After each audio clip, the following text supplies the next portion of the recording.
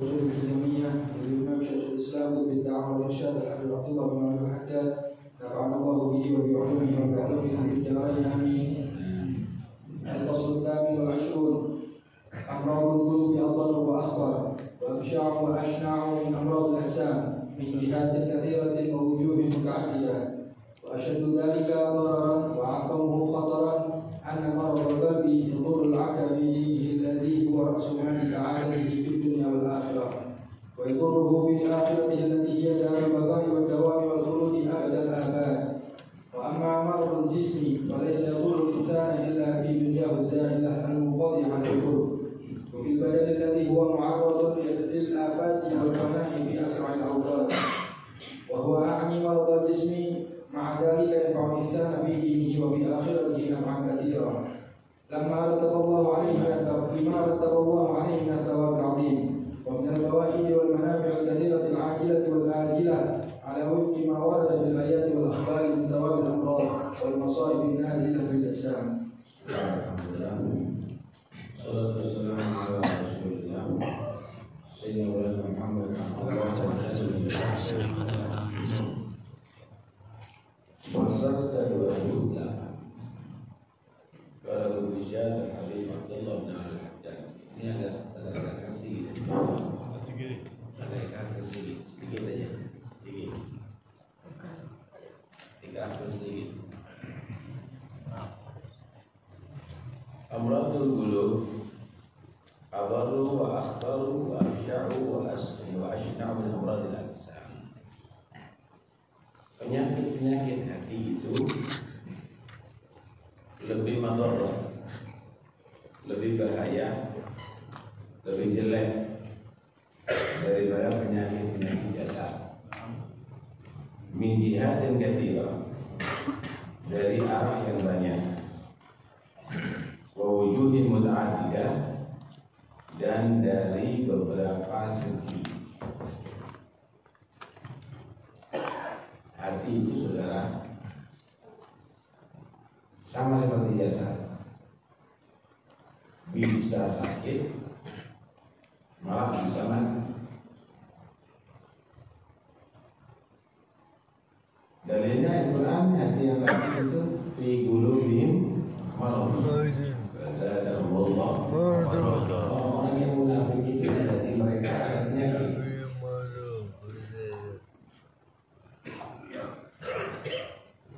Sebagaimana ada mata hati, sebagaimana ada mata kepala, ada mata hati. Ada mata kepala buta, walaupun ada mata nggak bisa melihat apa-apa, gelap. Ada mata hati juga begitu.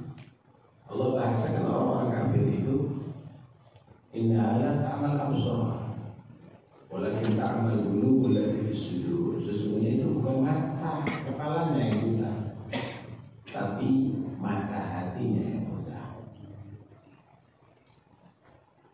Sebagaimana ada kehidupan pada jasad, ada kehidupan pada hati.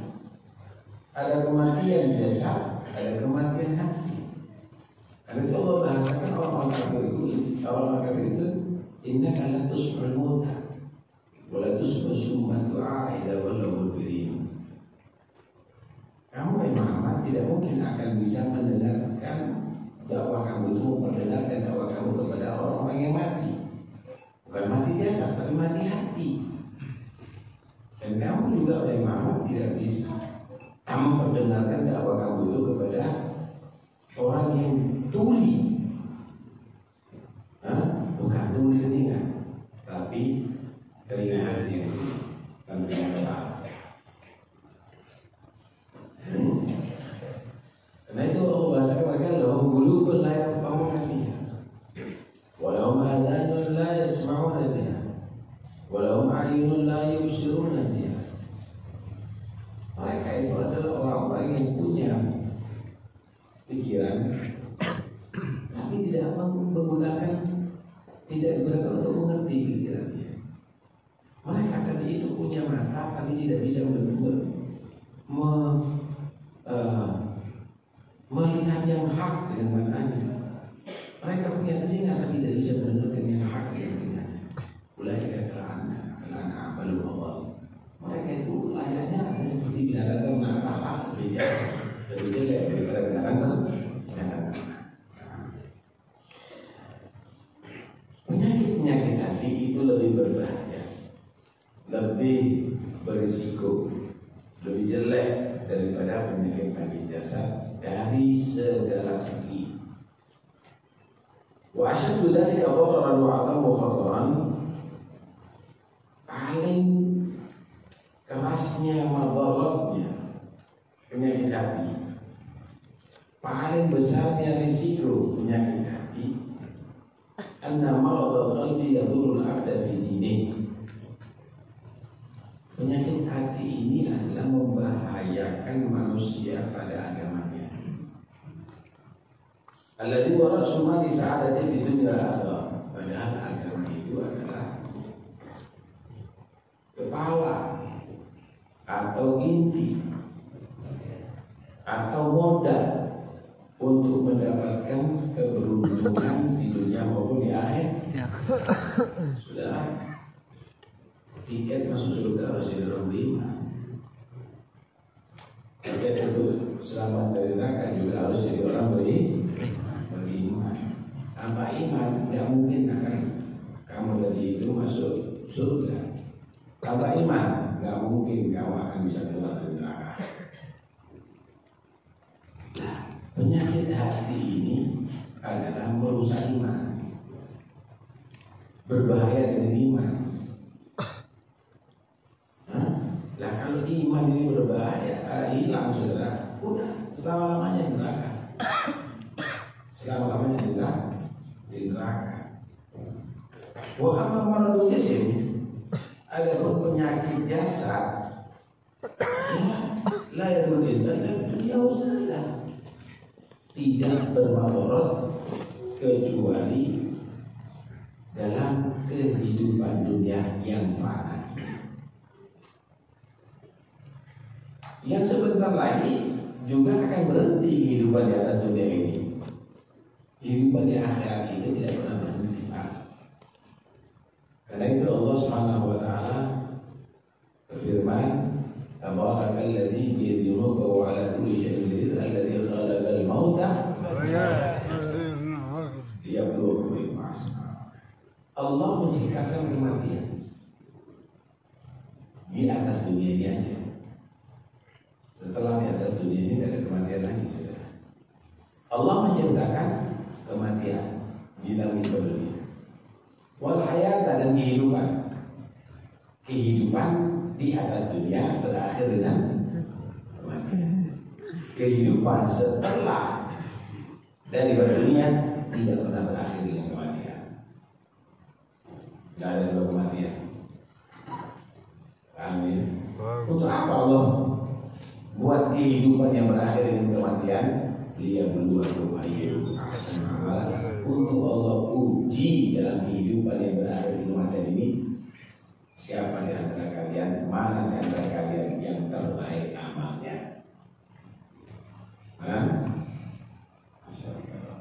Pak, kalau santri murid yang hebat itu kalau mendapatkan ranking juara 1, juara 2 gitu.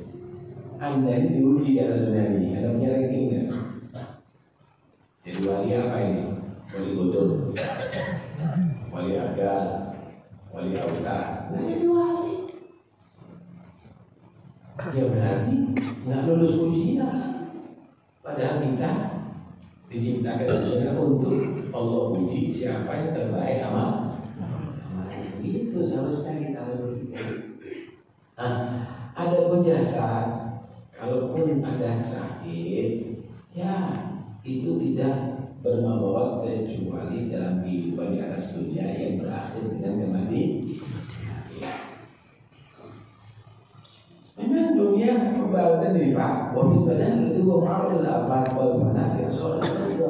Memang badan ini diciptakan oleh Allah untuk memang ya menerima segala ujian dan berakhir semuanya akan mati. Sehat, tapi kecelakaan akhirnya cacat. Sehat, nggak taunya kena stroke, akhirnya ya lulus. Sehat, nggak tahunya mati mendadak. Itu biasa. Kalaupun kamu tadi itu, kalaupun kamu tadi itu misalnya selamat dari semuanya, kamu udah selamat dari usia tua, mata yang asalnya huruf seperti itu kelihatan, yang bibir sekarang perlu kacamata. Ini suatu saat perlu alat besar. Kayak kacamata harus alat besar. Lama-lama nggak kelihatan. Kaki yang biasanya jalan 10 kilo enteng, sekarang 100 meter udah miring.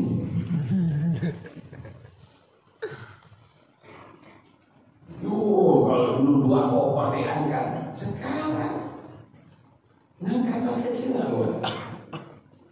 Begitulah jasad ini. Ututul afati, sudah tempat mampirnya segala penyakit, saudara. Belum lagi kalau ada jantung, belum lagi ada ginjal, belum lagi ada paru-paru, belum lagi macam-macam. Saudara, memang penyakit jasad ini juga gak ada orang senang apa sakit. Cuma masih ada manfaat dan nilai manfaatnya. Apa nilai manfaatnya? Ketika kamu sabar, kamu akan mendapatkan pahala besar insya Allah. Ketika ridho, kamu akan mendapatkan pahala besar dari sisi Allah Subhanahu wa Ta'ala. Ya. Sampai dengan banyak hadis yang menerangkan masalah itu. Sampai nanti dari kiamat itu, orang-orang yang dulunya sehat di atas dunia, ketika melihat bagaimana orang-orang yang mendapatkan penyakit dan sahabat itu diangkat derajatnya oleh Allah, dia tadi itu berkata, seandainya dulu ya aku kasih musibah oleh Allah, kalau tahu dapat pahala begini, walaupun dipotong-potong jasadku berkeping-keping aku siap. Nah, tapi nggak ada lagi Pak. Di sini diuji, di sana dibalas. Diuji di sini tidak sukses, di sana diadab. Diuji di sini sukses, di sana dia kenikmatan abadi.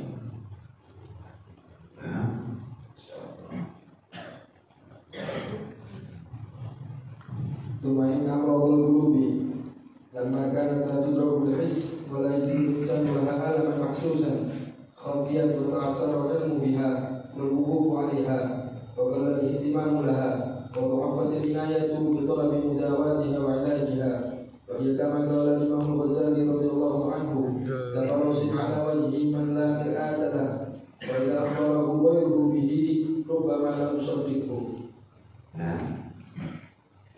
Kemudian penyakit-penyakit hati. Penyakit-penyakit hati ini memang tidak dirasa oleh panca indera, dan manusia memang tidak mendapatkan rasa sakit seperti ada di hati itu, seperti sakitnya ada di tubuh ini.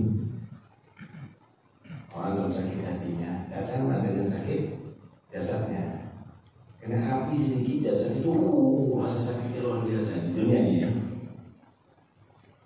Kena pisau dikit itu rasa nyerinya luar biasa. Sakit hati, kena sombong, kena riak kayak itu nggak terasa. Karena itu jadinya akhirnya seakan-akan penyakit ini tidak nampak, tersembunyi, sulit untuk mengetahuinya, sulit untuk memahaminya. Karena tidak terasa, akhirnya sedikit orang yang memperhatikan penyakit hati itu adalah berbahaya dan harus diobati. maka lemah sekali untuk perhatian atas kesehatan hati, sehingga nggak ada Pak berusaha untuk mengobati hati yang sakit, nggak ada. Nggak ada. Mengawali menggambarkan penyakit hati ini seperti ada panu atau ada belang di muka bagi orang yang nggak punya kaca. Kalaupun ada asjabar, kamu ada panunya, kamu ada belangnya itu, mungkin dia nggak percaya. Wajahku tampil bagus, ganteng, cantik. Begitu orang kadang-kadang. Kalau kata kamu jangan sombong, kamu jangan ujub, kamu jangan dialog. Oh, santap jangan keras. Wajah kita orang tahu sudah dikau nama anak muslihun. Sama orang munafik. Ketika dinasihati jangan membuat kerusakan, jangan membuat fitnah di bumi, jangan kamu buat kabar-kabar yang hoax, jangan kamu buat yang tidak benar. Dia nyatakan saya ini memperbaiki. Bukan saya merusak, tapi saya justru orang-orang yang memperbaiki. Mau dijawab apa harus dari anak yang memprosiduna lagi tidak syukur. Maka Allah menyatakan mereka itu rusak, cuma nggak ngerasanya benar, ngerasanya perbaiki. Oh tidak, mau diapain? Ibarat orang Pak sudah kehilangan saraf rasa, dikasih sambal orang sudah nggak kawan untuk beres-beres mulutnya, tapi ini orang biasa enggak. Kau sakit, siapa yang sakit? Apa makan? Itulah orang-orang yang sudah dikuasai oleh nifaq dalam hatinya sudah. Alhamdulillah beda. Kita ini yang sensitif adalah badan. Sakit dikit langsung baca obatnya, langsung konsultasi sama dokternya. Hati banyak sakitnya, masa sehat? Merasa sehat.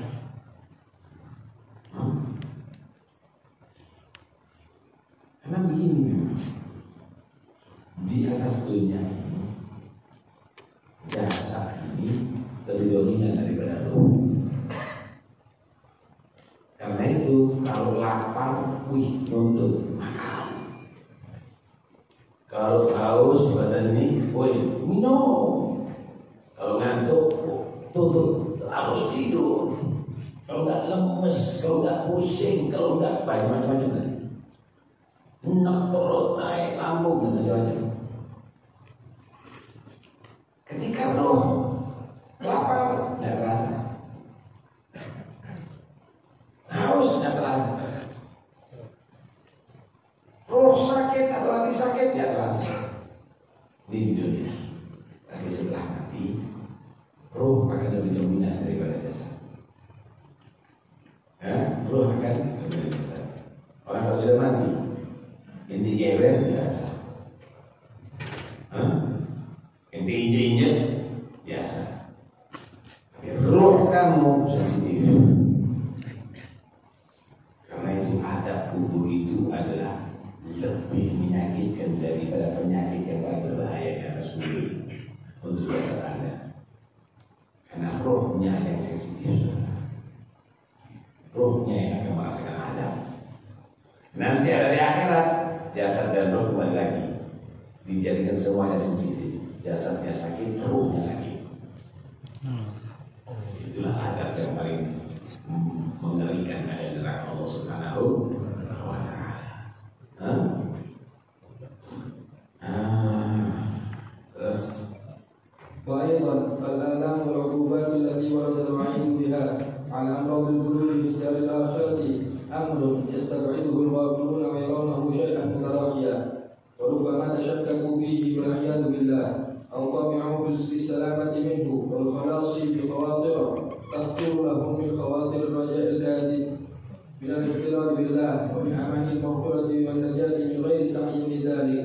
فمن هذه الحيثيات وأشباهها خفيت أمراض القلوب وتمكنت وتهاون القابلون بها وبطلت مداواتها حتى ربما قد يعلم أحدهم بالمرض في قلبه أو الأمراض فلا يهم بذلك ولا يلقى له بالا ولا يلقي له بالا ولو علم بمرض في جسمه أو علمه به غيره لعظم اهتمامه به واشتد خوفه منه وحرص واجتهد في مداواتها ومعالجته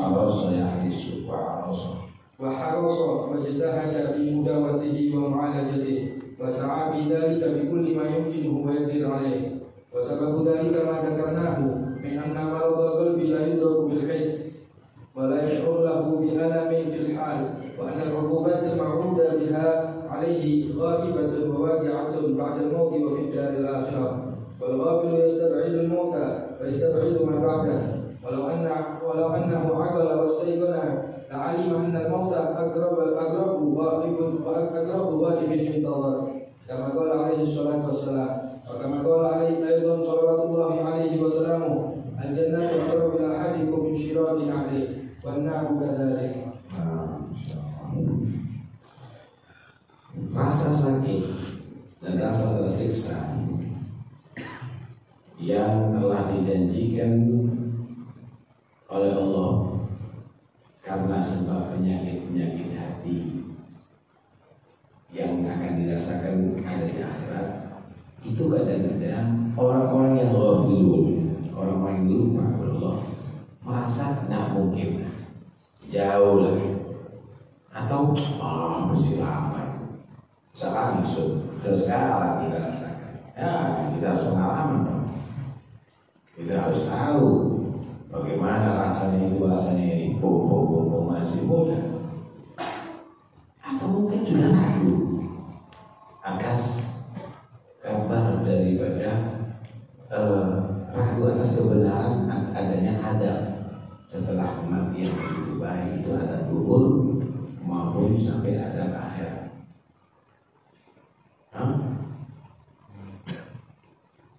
Sudah, kadang-kadang kita ini beriman cuma ngenteng-ngenteng. Khawatirnya mulutnya kita aja mengatakan beriman, hati menyatakan ada itu ada kubur, ada dalam neraka kufur. Kufur bisa jadi orang munafik gitu. Karena sakit hati. Anda normal. Kalau saya terangkan misalnya di sini ada sesuatu menjijikan, Anda mungkin mau muntah. Normal kok.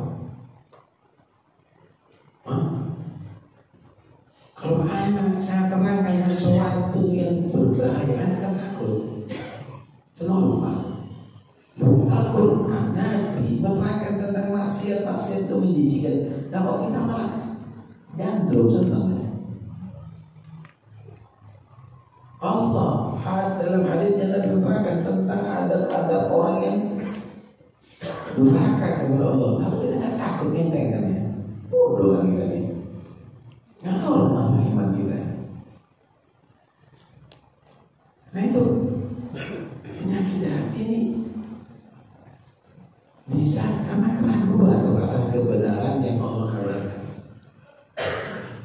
Kalau ada dokter meriksa kita dinyatakan kamu itu ada tumor di sini, kamu itu ada penyakit ada di ginjal kamu, nggak percaya kamu. Walaupun kita nggak menyaksikan, belum tentu itu adalah benar yang dikatakan oleh Nabi Sallallahu Alaihi Wasallam. Tidur kita biasa, ya, jangan tidur banyak.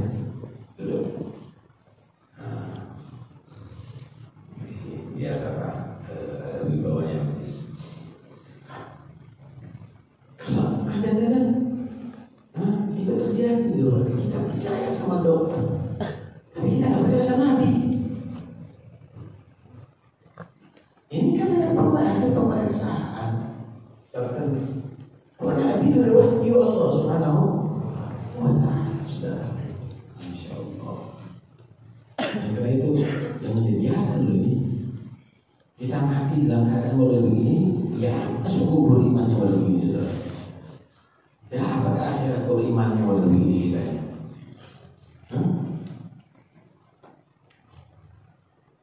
Kita anggap seakan-akan orang lain yang mati. Kita nggak pernah mati. Kita ngobrol banyak loh jenazah ini. Mereka tadi itu adalah orang-orang hidup seperti kita. Nah kok kita nggak pernah merasa ntar lagi anak jadi jenazah yang akan dikubur. Tolong model apa kita? Dulu model apa kita? Akan merusak pikiran kita. Orang-orang yang ghafilun, dia merasa tidak masuk akal, tidak logis dan seterusnya. Mereka kadang-kadang untuk mengharap selamat itu ada.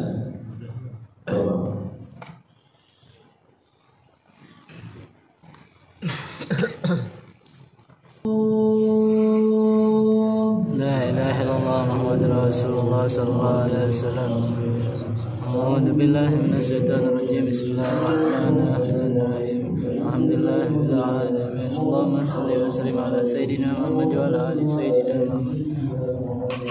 Allahumma rabb hadhihi da'wati tamma wasalatil qa'imah ati sayyidina Muhammadil wasilata wal fadilah wasyarafa wa darajatal aliyata rafi'ah wa ba'asul maqamul mahmudan allati wadda ya arhamar rahimin ya arhamar rahimin ya arhamar rahimin rabbi firli wa walidayya rabbi firli wa walidayya rabbi firli wa walidayya ya Allah rabbi firli wa walidayya rabbi firli wa walidayya warhamhuma kama rabbayani shaghira Allahumma inna nas'aluka al-'afwa wal 'afiyata was salamah wal mu'afata ad-da'ima fid din wad dunya wal akhirah Allahumma barik lana fi auladina wa afatihim la tadurun wa wafiqhum li ta'atika warzuqna birrahum wa barik lana fil hal wal ma'al wal al wal iyad bi rahmatika ya karim ya muti'an sallallahu ala sayyidina Muhammad wa ala alihi wa sallam walhamdulillahi rabbil alamin.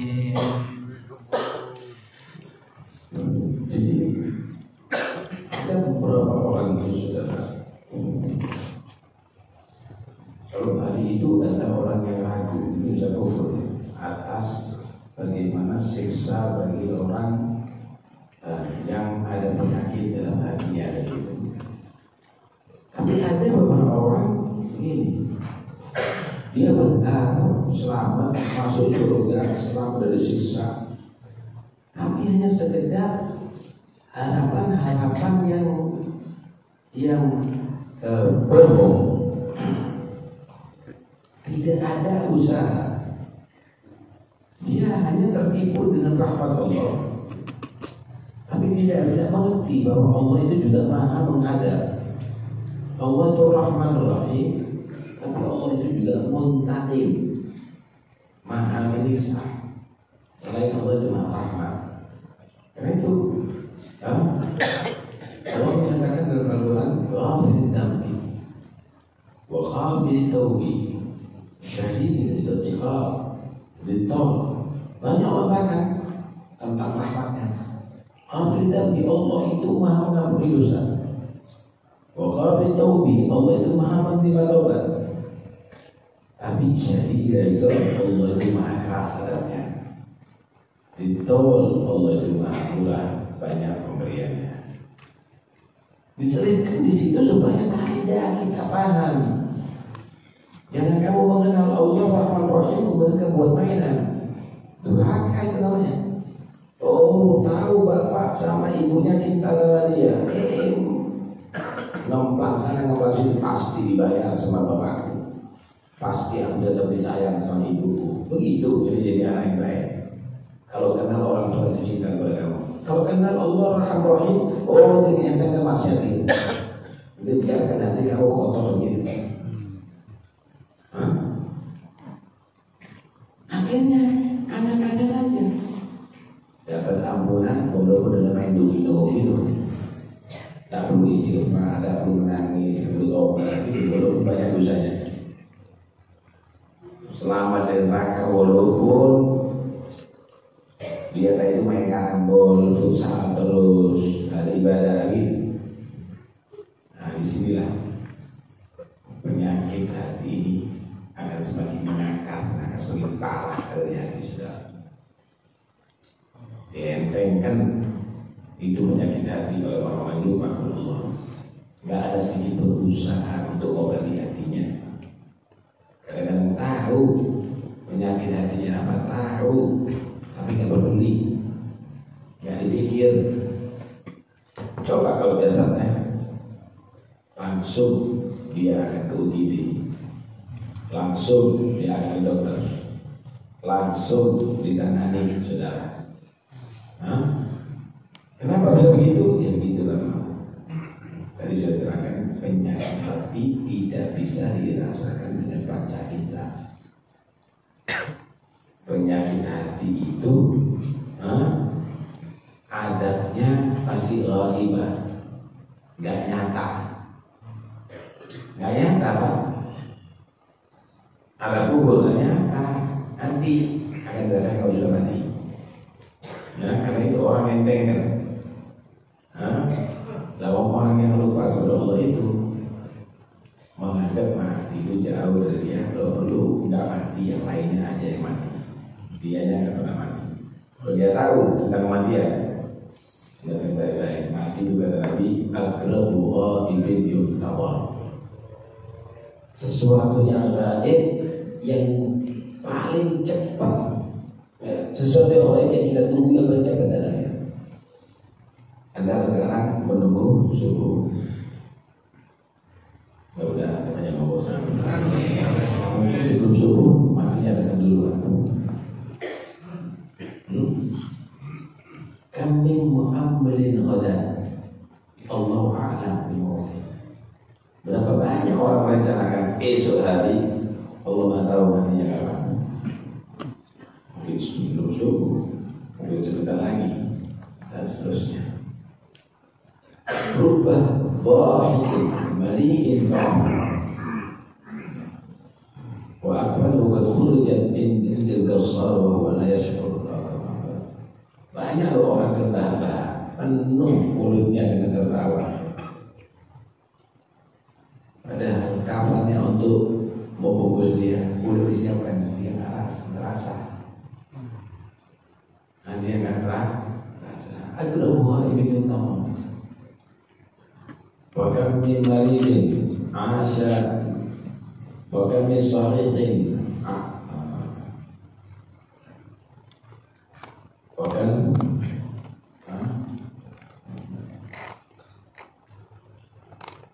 bahkan min sahihin mata min ghairi illati wa kam min salimin asha hina min ad-dahri wa kam min fata yumsi wa yusbihu lahiya wa akfanuhu qad nusijat wa huwa la yadri.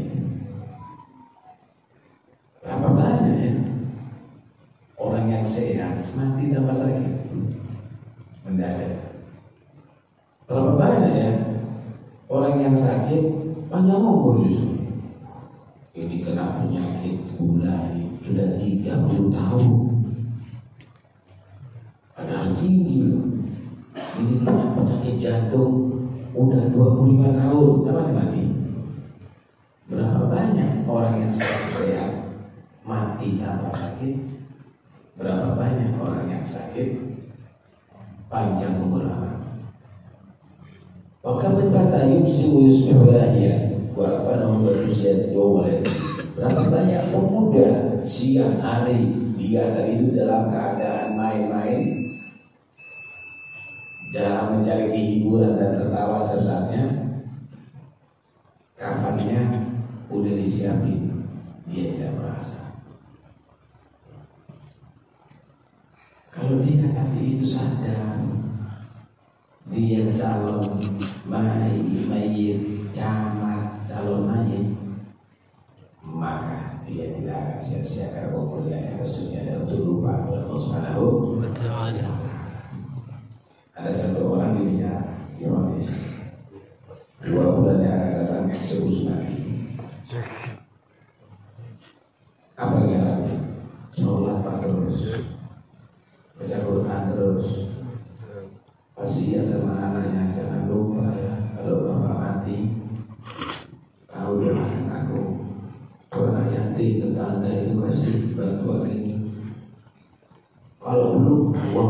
masjid, bangun itu.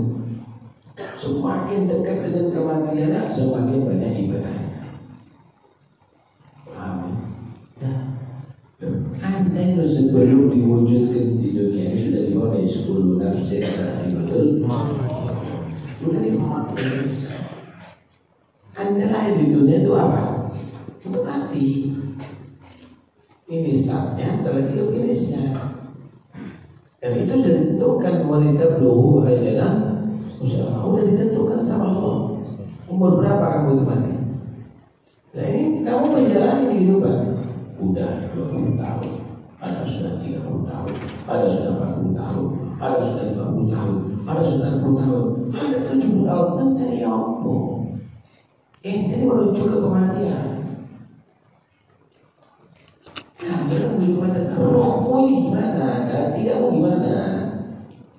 Masuk kuburan dengan gini, masih sombong, masih ujub, masih riak, masih cinta dunia, masih itu. Sakit ini alam berikutnya. Ya sakit kita.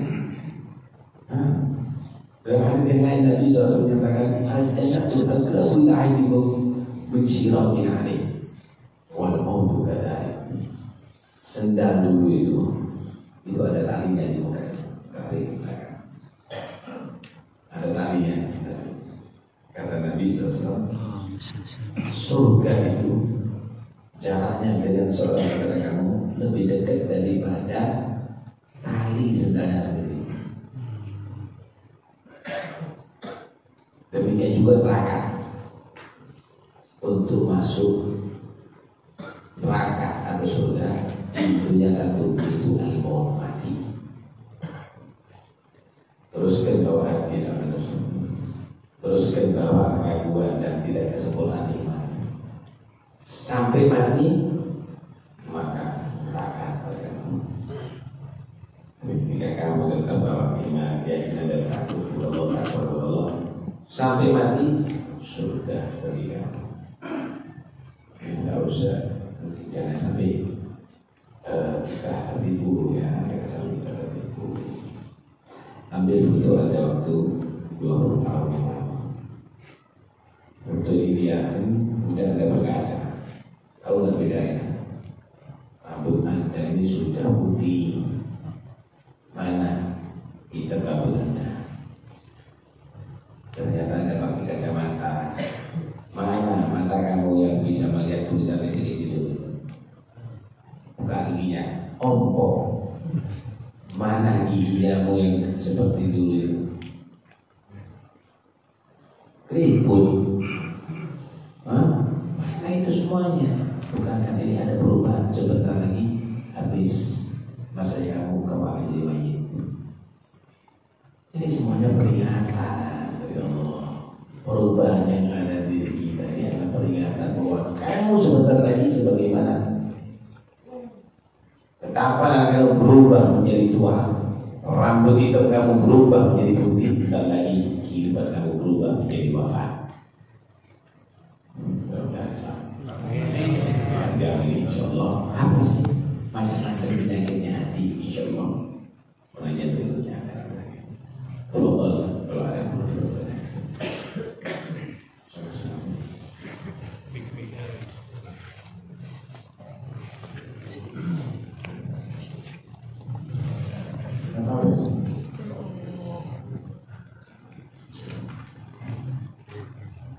bergeser sedikit, Pak, bergeser sedikit.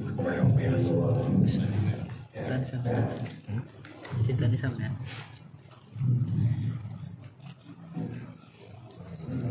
Assalamualaikum warahmatullahi wabarakatuh. Izin aku mau bertanya, ada 2 pertanyaan. Yang pertama tentang membaca Al-Quran. Jadi lebih afdal atau lebih baik mana membaca Al-Quran dan membaca artinya dengan membaca Al-Quran atau membaca artinya. Tapi dalam sehari lebih banyak bacaannya, sedangkan kalau yang membaca Al-Quran artinya lebih sedikit. Yang kedua mengenai minyak wangi untuk sholat, apakah boleh memakai minyak wangi yang sudah dicampur alkohol untuk dipakai sholat? Sudah itu. wabarakatuh. Baca Al-Quran sambil mengetahui maknanya itu adalah bacaan yang hidup. Huruf-huruf lafaz-lafaznya Al-Quran itu ibarat jasa, menghayati maknanya itu ibarat rohnya. Bacaan itu akan jadi hidup. Sama dengan sholat, rukun-rukunnya sholat, ya ruku, ya iktidal, ya tumanina, ya baca Fatihah dan lainnya, itu adalah ibarat jasanya sholat. Khusyuk hadir hati di dalamnya, itu ibarat rohnya sholat. Sholat jasad, tapi rohnya sholatnya ada, itu sama dengan sholat yang lain. Bacaan Quran juga begitu. Nah, itu Senari menyatakan ini kualitas, berbicara kualitas. La khaira fi tilawatin la tadabbur fiha. Tidak ada nilai baik kalau hanya sekedar baca Quran tapi tidak merenungi maknanya. Paham ya? Afala yatadabbaruna Al-Quran am ala qulubin aqfaluha. Tidakkah mereka itu adalah merenungi makna Al-Quran atau memang sudah hatinya ditutup? Kasih apa yang diterangkan tentang neraka tapi pikiran kamu syahwat kepada wanita. Apa nilai bacaan? Hanya sekedar untuk bacaan. Itu kalau ada surat instruksi daripada jenderal kepada bawahannya, cukup dibaca tapi tidak dipahami. Kira-kira bagaimana sikap jenderalnya? Kurang ajar. Begitulah Allah menurunkan Al-Quran, bukan hanya sekedar buku bacaan itu, tapi itu di situ ada hukum, di situ ada bimbingan untuk Anda nampak di sini. Begitu seharusnya. Berarti kita tak baca Quran, baca sambil dia sambil maknanya. Itu adalah hukumnya. Yang kedua, minyak wangi dicampur alkohol. Dalam Syafi'i, semua khamr itu punya najis, dan khamr itu adalah yang memabukkan. Paham ya kawan? Semua khamr itu punya najis, dan khamr itu yang memabukkan. Legen itu adalah halal, tapi kalau sudah ditolak haram dan najis. Paham? Kalau sudah menjadi cuka asal tidak dicampur dengan sesuatu, walaupun batu tidak ada campurannya, kalau sudah jadi cuka jadi halal lagi dan jadi suci. Pertanyaannya, apakah alkohol itu memabukkan? Alkohol itu katanya sih ada alkohol itu yang sifatnya memabukkan, ada alkohol itu bukan memabukkan. Yang dicampur itu bukan mabuk, mati kan? Minum alkohol itu ya mati. Nah, itu sebagai ulama menyatakan apa? Ya, apa-apa begitu. Tapi saya khawatir, ya udah jangan pakai itu, pakai yang lebih aja, yang lebih aja. Nah, kalau yang lainnya.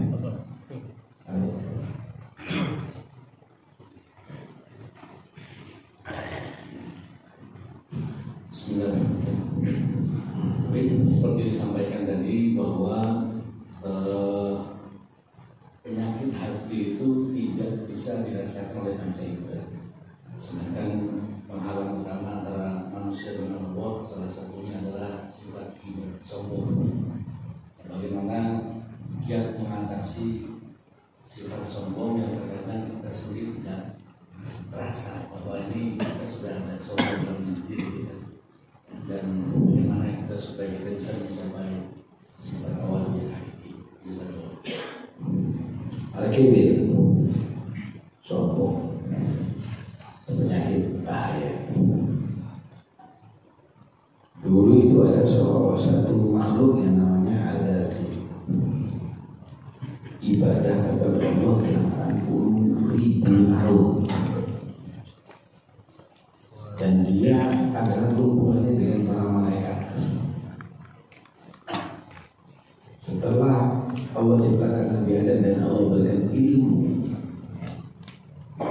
yang mengungguli derajat ilmu itu derajat ibadah. Para malaikat yang ahli ibadah, azazil ibadah, yang ahli ibadah diperintahkan oleh Allah untuk sujud kepada Dia, sujud hormat. Para malaikat tidak punya hati, tidak punya nafsu, langsung sujud karena Allah perintahkan. Tapi Azazil dia tadi itu sombong, lebih tua. Ini baru ini makhluk ini. Kok ibadahnya lebih lama? Ini belum pernah ibadah sama sekali. Kok kita disuruh sujud kepada Dia? Nolak, sombong. Akhirnya Azazil bisa rahmatillah, dijadikan orang ini makhluk yang putus asa rahmat Allah, sampai disebut iblis. Pemikirannya, anak khairun minhu, aku lebih baik daripada. Karena itu kalau kamu ingin tahu gimana tahu anaknya ada sombong apa enggak dari hati saya. Kalau kamu merasa lebih baik daripada saya, kamu ibaratnya lebih sombong. Itu sudah lebih sombong. Kalau Anda rawat terus, terus, saudara Nabi Adam alaihissalam melancar di surga, tapi nggak sombong. Dia takut kepada Allah, dimaafkan dan diberi Nabi. Azazil melanggar, nggak sujud kepada Nabi Adam, tapi dia sombong. Sombongnya menjadi laknat oleh Allah. Jadi masjid ini kalau sombong, khawatirnya dilaknat. Karena itu Nabi menyatakan, la yadkhulul jannata man kana fi qalbihi mithqalun dzarratin min kibrin. Yang masuk surga kalau masih ada di hati itu seberat debu di dalamnya kesombong. Nah, itu gimana caranya supaya kita tawadhu? Nah, dilihat sombongnya sombong apa ya? Oh, sombong dengan ketampanan kamu. Oh, sombong dengan pangkatnya kamu. Dengan baik-baik. Emangnya kamu siapa? Kalau kamu itu dari tetesan mandi kok. Kamu pakaian kamu kena mandinya kamu jijik. Kamu bersihkan coba nggak ketemu sama, nggak kelihatan sama orang. Kenapa? Orang akan mempermakan kamu. Itu asal usul kamu. Mani yang keluar daripada majrul bol, saluran keluarnya kencing. Kemudian kamu lahir dari apa? Tempat keluarnya head. Ini raja, ini presiden, ini jenderal. Itulah asal usul kamu. Sama apa yang lainnya? Mau sombong apa ini? Nih, yang ada bawah ini di perut Anda. Itu sama yang ada keluar. Kamu kalau Anda bela, Anda bawa itu, Anda bau kotor, jijik yang disiram. Kira-kira misalnya ada orang bela di tempat Anda disiram gimana? Pegel, ngapain? Isi perut kamu semuanya, kata ustaznya itu. Mau sombong apa ini? Kalau mati, istri kamu cinta sama kamu, anak kamu yang cinta kepada kamu. Kalau kamu mati, satu hari aja baunya, bau. Istri kamu nonton ini, anak-anak kamu udah pakai masker. Ini sombong. Paham ya? Apa sombongnya? Oh, sombong dengan ilmu. Seberapa ilmu kamu? Seberapa ilmu kamu? Oh, malaikatku. Ilmunya seperti itu. Dia menyatakan subhanaka la ilma lana illa ma 'allamtana innaka antal alimul hakim. Ya Allah, enggak punya ilmu kecuali kau beri ilmu. Ada yang lebih hebat daripada Nabi. dibeli modal langsung dibeli tanpa usaha. Wa'alama kama terputara. Tapi bagaimana Allah mendidik? Waqul Rabbi zidni. Katakan Muhammad, ya Allah, apa yang aku ini? Apa lagi? Oh, karena kekayaan. Mana lebih kaya? Kau apa Qarun? Kau apa Fir'aun? Anda mengenal Namrud. Banggakan kekayaan itu dengan orang-orang yang pemiliknya berliru, dia semakin terburuk wilayah. Silakan kalau Anda kaya, tapi manfaat. Kalau enggak, Allah hancur. Kamu sombong, itu justru akan menghancurkan, menjatuhkan martabat Anda dari akhirat. Karena itu, Anda harus paham siapa diri Anda, maka Anda tidak akan sombong. Anda akan tahu jadi hamba Allah ini. Oh, kuat. Anda kuat. Kalau Anda dikasih kanker sedikit ada di otak, Anda akan menjadi hancur. Anda tidak mampu apa-apa. Kalau sama iman manusia itu tidak kuat, Pak. Dikasih sedikit aja gangguan dari jantung, udah tak kuat. Karena itu udahlah, jangan Anda sombong. Allah benci sama sombong, nanti akan dijatuhkan dari Allah. Amin. Doa sebenarnya. Kita tahu yang terakhir.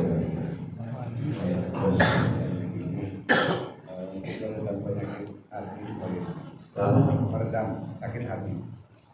Satu, keduanya pemimpin yang peninggalan yang itu di zamannya Imam Ahmad bin Hanbal itu boleh bagaimana? Boleh apa?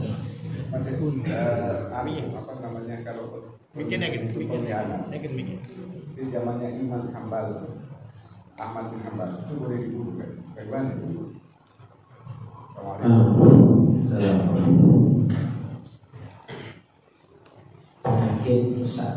Sakit hati, dengki, gimana cara bawanya? Pertanyaannya, kalau seandainya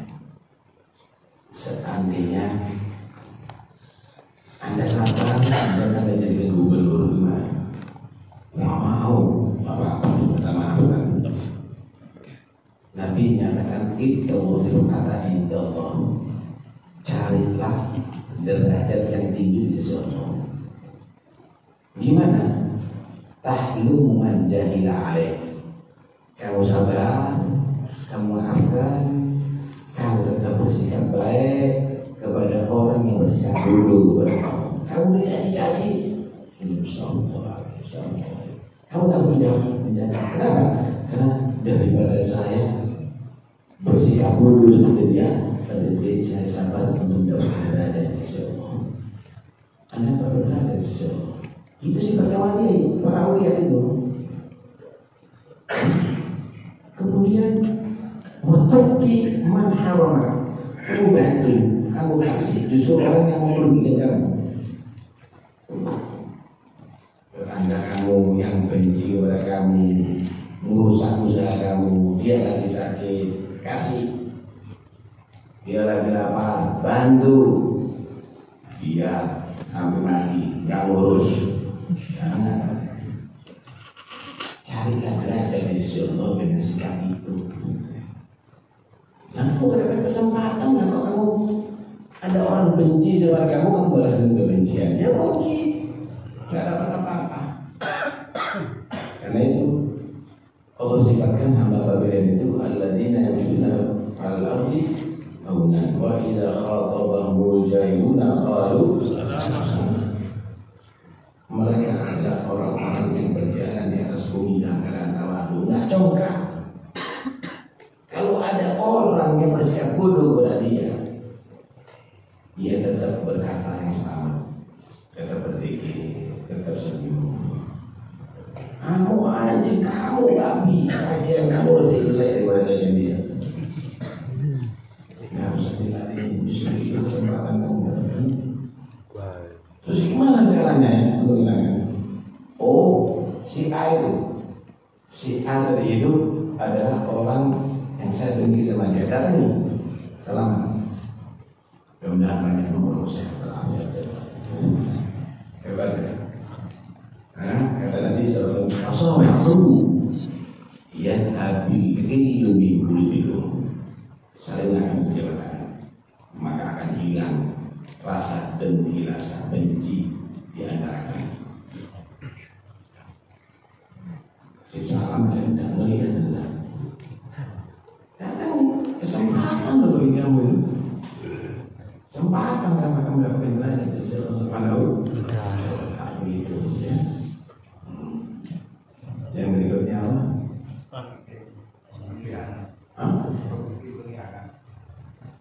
Pemimpin yang pengkhianat apakah boleh dibunuh? Pak, benar-benar membunuh itu adalah memang karena hukum Islam, tapi tidak semua orang yang membunuh itu adalah pemerintahan yang sah. Pembunuh itu bisa dibunuh kalau tidak dimaafkan sama keluarga. Tapi yang membunuh pemerintahan yang sah, yang ditunjuk sama pemerintah. Tidak semua orang tak ada ini, aku seperti ini. Begitu, potong tangan juga begitu. Paham ya? Potong tangan juga begitu.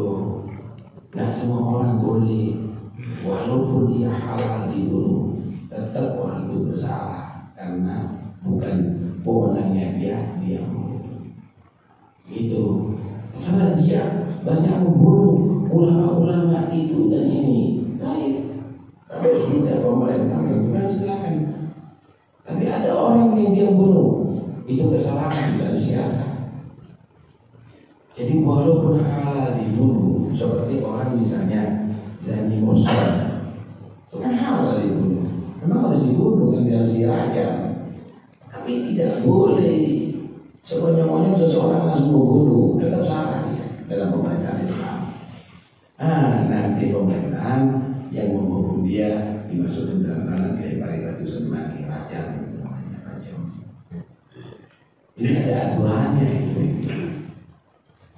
Katanya katanya siapa?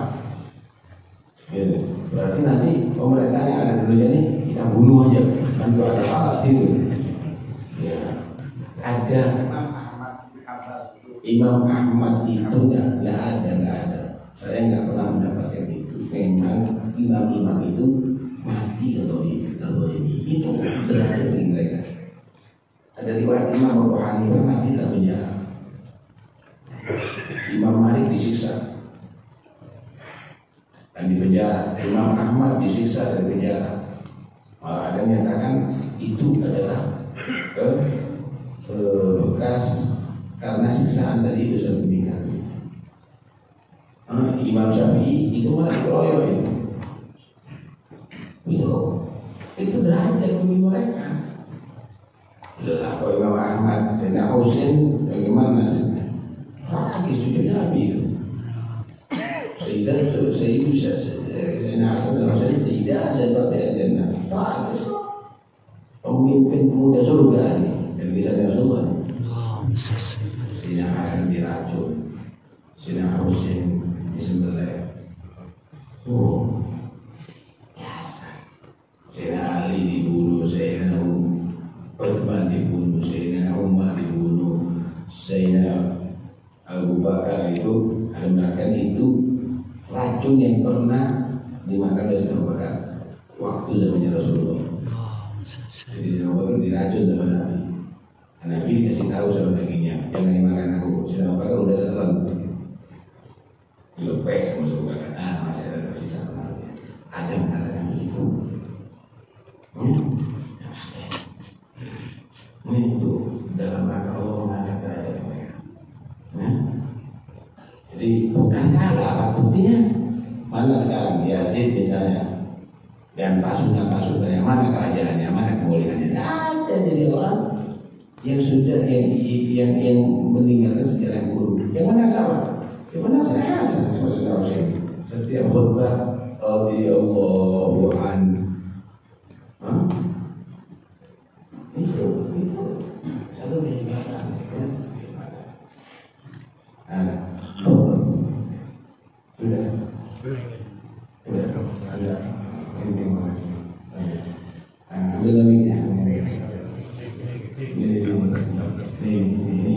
Duduk.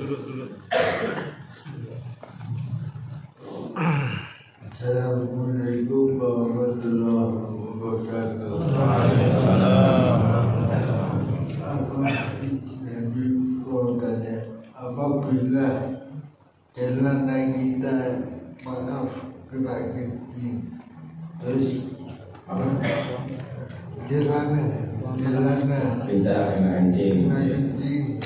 terus kita siam dengan air, apa itu sah kalau kita sholat Ya.